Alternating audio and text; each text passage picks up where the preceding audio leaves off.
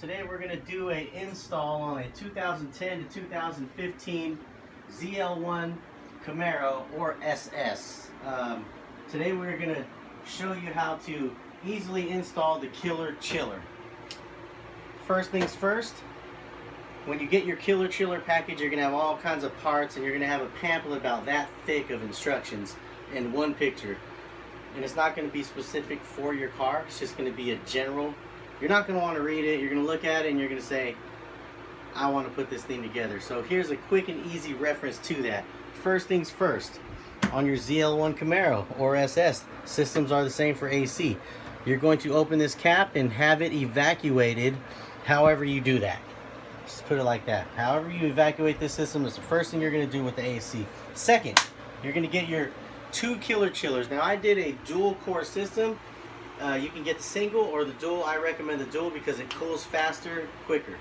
So you got chiller number 2 on the driver's side, mounted behind the crash rail for the bumper, number 2, and then you have number 1 right over here, passenger side. Boom, there you have it. Okay, now it comes with a supplied plate behind the chiller up in here. All you do is they give you some supplied screws. You just basically screw them into your frame and secure the chiller, and these are very sturdy, they're very strong, they work out great. Now, mounting areas, you might want to mount it in an easy area like here by the condenser. Wrong, don't do that.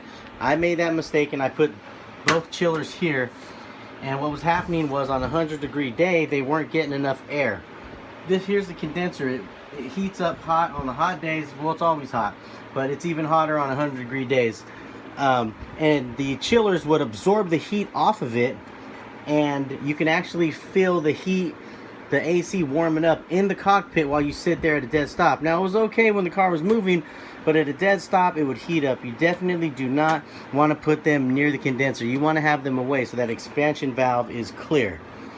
Okay, after you get your killer chillers mounted, you want to go back to the engine bay, and you are going to get your high pressure line, which is down here, this line right here. First, you remove your cold air intake, comes here. Once you remove it, you got this line exposed. It's your high pressured AC line, and you are going to get your supplied 3-way barb and cut into your high pressure line and insert the barbed 3-way. Clamp it down. Don't put too much pressure on the clamps because they will crack your line. So just get them nice and tight, and then just give them a little bit more. It doesn't take much. From here, you come to killer chiller number 1. You run a line from that end to killer chiller number 1, and you will be right here. It'll come off here. There's a little connection piece underneath the chiller. So underneath the chiller, right here, you're going to hook up your line.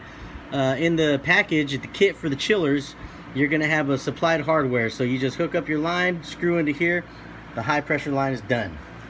Now, for the suction side of your AC, you're going to go to the firewall, find this line right here, and you're going to trace it down, and right here is where I made my connection points. It's a good area. You can grab at it, you can reach it easily, you can see it.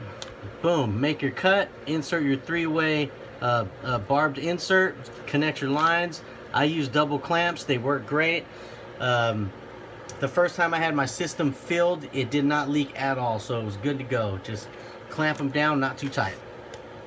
Then you're going to run your line. You're going to run your line down to the chiller number 2, and this will be your suction side. You're going to connect here at the bottom of your chiller.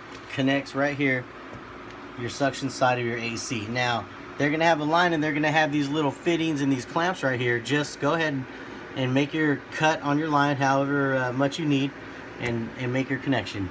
Boom, you're good to go. AC side of it is done. That easy. Now for your cooling, for your coolant part of it, you are going to run, this is your discharge out of your supercharger. The ZL1s do not come with a reservoir, so if you don't have a reservoir, it's not a big deal. You just run this line, discharge of the supercharger, the hot fluid. It's going to come down and you just run your line directly to the pump, which is here.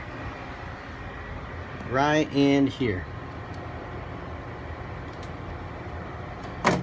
Right here. There's the pump. You run it straight to your pump, right on the return side of your pump. Then you take another line, which is here. Can you see it? Which would be the discharge of it. Get some light there. There you go. So, hot side discharge of your supercharger to the inlet of your pump, which would be your return. Boom. Make your other connection here. This is not a stock pump. I used the aftermarket pump because my stock pump actually failed, and the stock pumps are weak. They only pump 5 gallons per minute. This one right here will run 30 gallons per minute. It's awesome. So as you make your connection, you come out, and you are going to go to the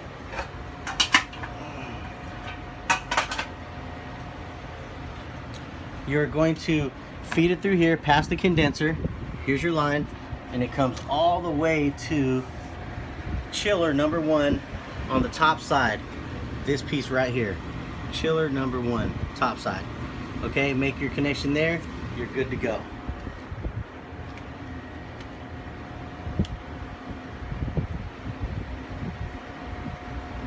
After that, your other line from your supercharger, you're gonna have the top line from your supercharger. This line just comes off of here, and it goes all the way to, you're gonna run your line to the, there it is, chiller number 2. Right here, top side of chiller number 2. You're gonna run it here, make your connection, and you're good to go. Bam, chiller 2. All right, after that, from chiller number 2, you're gonna go to the bottom connection. You can put numbers. That's what I did. I numbered them. Put numbers so it's a quick reference. You just look, 5 to 5. So you're gonna go from here all the way back to chiller number 1, and that's gonna come across the condenser, the bottom of the condenser. So you might want to insulate that line. And here it is. Boom, back to the bottom of chiller number 1 connection. And that's it. Oh, wait a minute. Okay, you know what? There's one more part of the AC that I just noticed I missed. This line right here on chiller number 1, this right here, it's a shortened line. I'm waiting for a new line. So you want to run this line all the way back to chiller number 2 and make your connection here. So once you get your connection here, you're good to go. Your chiller is online. You check for leaks, start your pump up, fill it with, I did a 30 to 70-30 mix on the coolant, and charge your AC system, and you're good to go. Now, killer chillers, I highly recommend killer chillers for any supercharged application, whether you're a Cobra, whether you got a Magnuson, whatever AC, whatever you're using, whether it's a Cobra or a Camaro, I highly recommend it. This car on a 100-degree day would run, it felt like it was a 50-degree day. I mean, before the killer chiller, I could feel the lag after about 25 minutes of driving. I could feel the car slowing down. With the killer chiller, it never does that. It always keeps a quick response, like you just freshly started it up in the morning, driving down the street at 100 degrees. So I recommend this for any supercharged vehicle. Even if you're a pro-charged vehicle, you can still go air to water. You can change your intercooler. I also have a pro-charged truck, and I'm going to put the killer chiller in that. Joe, the owner of Killer Chillers, is a awesome guy. It's never hard to get a hold of him. Any question that you have or troubleshooting, you can pick his brain all day long, and he'll answer your questions, no problem, whenever you need. And if you're missing any parts or pieces, he's quick to make that happen in a 24-hour notice. So Killer Chiller, definitely good. Install it on any supercharged vehicles and go out there and make some power. You guys have a great day.